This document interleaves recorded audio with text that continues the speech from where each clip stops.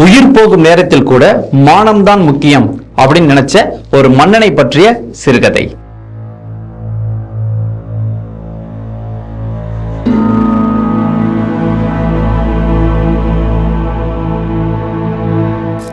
சோழ மன்னன் செங்கனானுக்கும் சேர மன்னன் கணைக்கால் இரும்புரைக்கும் நிகழ்ந்த போர்ல சோழ மன்னன் செங்கனான் வெற்றி அடைஞ்சாரு.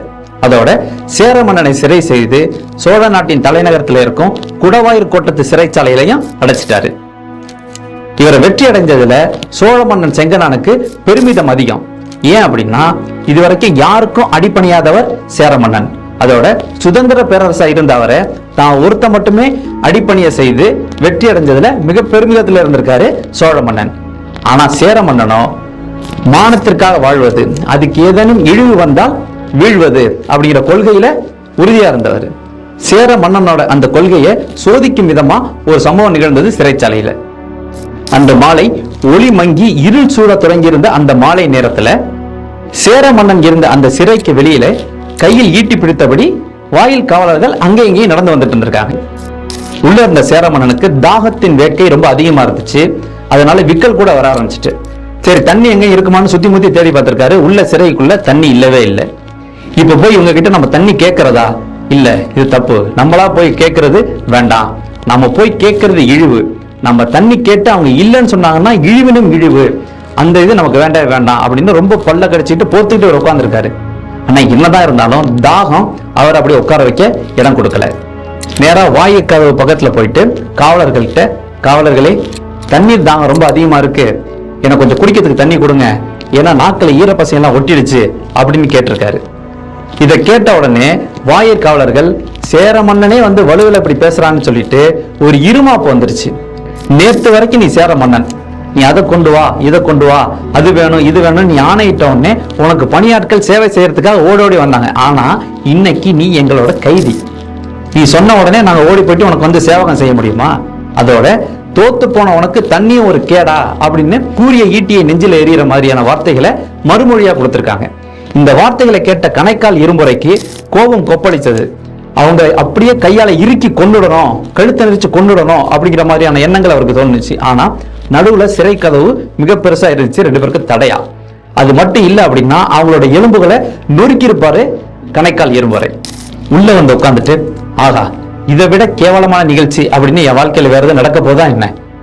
நானே போய் தண்ணி கேட்டேன், தண்ணி அவங்க இல்லை அப்படின்னு சொல்லியிருந்தா கூட பரவாயில்ல, ஆனா அதுக்கு அவங்க சொன்ன மறுமொழி இருக்குல்ல, இதுக்கு மேல இந்த அவமானத்தை தாங்கிட்டு நம்ம உயிரோட இருக்கணுமா அப்படிங்கிற எண்ணம் சேர மன்னன் கணைக்கால் இரும்புரைக்கு உதயமாச்சு. இழிந்த நாயை சங்கிலியில் கட்டி இழுத்து வருவது மாதிரி என்னை இழுத்து வரும் போதே மானஸ்தனான என்னோட உயிர் போயிருக்கணும், ஆனா போகல.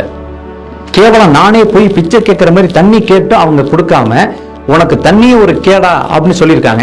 இதெல்லாம் கேட்டதுக்கு அப்புறம் நம்ம ஏன் வாழணும் அப்படிங்கிற விஷயம் அவரோட மனசை கசைக்க புழிஞ்சு வாழ்வதா இறப்பதா அப்படிங்கிற கேள்வியே மேலோங்கி நின்றுச்சு. அதே நேரத்துல வெளியில இருந்த காவலர்கள் ஒருத்தர் தவிச்சவாய்க்கு தண்ணி கொடுக்கணும்னு சொல்லுவாங்க. உள்ள ஒருத்தர் தாகம் மிகுதியால தண்ணி வேணும்னு அவரே இறங்கி வந்து கேட்டிருக்காரு. ஆனா நம்ம தண்ணி கொடுக்கலனாலும் பரவாயில்ல, நெருப்ப வாரி இறைக்கிற மாதிரியான வார்த்தைகளை பேசிட்டு இருக்கீங்களே, இதுவா மனித பண்பு? இருங்க நான் போய் தண்ணி எடுத்துட்டு வரேன் அப்படின்னு அவர் போயிருக்காரு. இன்னொரு சிறை காவலன் சொல்லியிருக்காரு, ஓ நான் ஏன் கொண்டு போய் கொடுக்க போறேன், நீயே கொண்டு போய் கொடு, நீயே கொடுத்து அந்த புண்ணியத்தை நீயே சேர்த்துக்க அப்படின்னு சொல்லி ஒரு ஏளன சிரிப்போடு நின்றுட்டு இருந்திருக்காரு. அந்த காவலன் ஒரு குவளையில தண்ணி எடுத்துட்டு வந்துட்டு சிறை கதவை திறந்து உள்ள போயிட்டு உள்ள இருக்கிற சேரமான் கணைக்கால் இரும்புரைக்கிட்டு நீட்டிட்டு இருக்காரு. அப்ப அவருக்கு விக்கல் அதிகமாகி கோரமா அந்த சத்தம் வர ஆரம்பிச்சிருக்கு. இவர் தண்ணியை நீட்டியும் கணைக்கால் இரும்புரை அதை வாங்க மறுத்துட்டாரு. சேர மன்னன் காவலனை பார்த்து, காவலனே உன்னோட அன்புக்கு நன்றி, இப்ப நீ கொடுக்குற தண்ணியை வாங்கி நான் குடிச்சோம்னா மரண அவஸ்தையிலிருந்து நான் விடுபட்டுருவேன், என்னோட உயிரும் பொழைச்சிரும். ஆனா இன்னைக்கே ஒரு நாள் போக போற உயிர் தானே, இந்த மானத்தை காக்கிறதுக்காக போனதா இருக்கட்டும் அப்படின்னு சொல்லி தண்ணியை வாங்குறதுக்கு மறுத்துட்டாரு. காவலன் சொல்லியிருக்காரு, அரசே நீங்க ரொம்ப ஆபத்தான நிலைமையில இருக்கீங்க, தயவு செஞ்சு இந்த தண்ணியை குடிச்சிருங்க, நீங்க மட்டும் குடிக்கல அப்படின்னா அப்படின்னு அவர் சொல்லி முடிக்கிறதுக்கு முன்னாடியே கணைக்கால் இரும்புரை ஈன சுரத்துல இருந்து மெதுவா பேசியிருக்காரு, என்னோட உயிர் போயிடும் அவ்வளவுதானே, பரவாயில்ல, பிறரிடம் தோற்று அடிமையாகி மானமிழந்து வாழ்வும் ஒரு வாழ்வா அப்படிங்கிற மாதிரி எண்ணி உயிர் நீத்தான் கணைக்கால் இரும்புரை அப்படின்னு எதிர்காலம் அறியட்டும் அப்படின்னு சொல்லி அவர் தண்ணி குடிக்கிறதுக்கு மறுத்துட்டாரு. இனி வற்புறுத்தி எந்த பலனும் இல்லை அப்படின்னு வெளியில போயிட்டு சிறை கதவை சாத்திருக்காரு. அந்த காவலர் சாத்தும் போது உள்ளிருந்து விக்கல் சத்தம் கொஞ்சம் அதிகமா கேட்டுட்டு இருந்திருக்கு கணைக்கால் இரும்புரையோடது. அந்த விக்கல் சத்தம் கொஞ்ச நேரத்துல வர்றது நின்றுச்சு. உள்ள போன ஒரு சிறைக்காவலர் விளக்கேத்தலாம்னு போயிருக்காரு. அங்க சேரமான் கணைக்கால் இரும்புறையோட சடலத்துல கால் பட்டு இடறி கீழே விழுந்தாரு. தோல்வி அடைந்து கவலையில் இருக்கும் ஒரு நபர்கிட்ட போயிட்டு அவர் மேலும் கவலை கொள்ளும் விதமா பேசி அவர் இன்னும் துன்பத்துக்கு உள்ளாக்குற செயல் ஒரு தரம் தாழ்ந்த செயல். அதே நேரத்துல நம்ம வாழ்க்கையிலையும் பல இக்கட்டான நிலைமைகள் வரும். அதுல இருந்து எப்படி மீண்டு வரணும் அப்படிங்கறத மட்டும்தான் நம்ம யோசிக்கணுமே தவிர வேற எந்த விதமான தவறான முடிவுக்கும் நம்ம போயிடக்கூடாது. தற்போது சொல்லப்பட்ட இந்த கதை திரு நா. பார்த்தசாரதி அவர்கள் சிறுகதை தொகுப்பிலிருந்து சொல்லப்பட்டது. இது புறநானூற்று பாடலை அடிப்படையாக கொண்டு எழுதப்பட்டது. மீண்டும் ஒரு கதையுடன் சந்திப்போம்.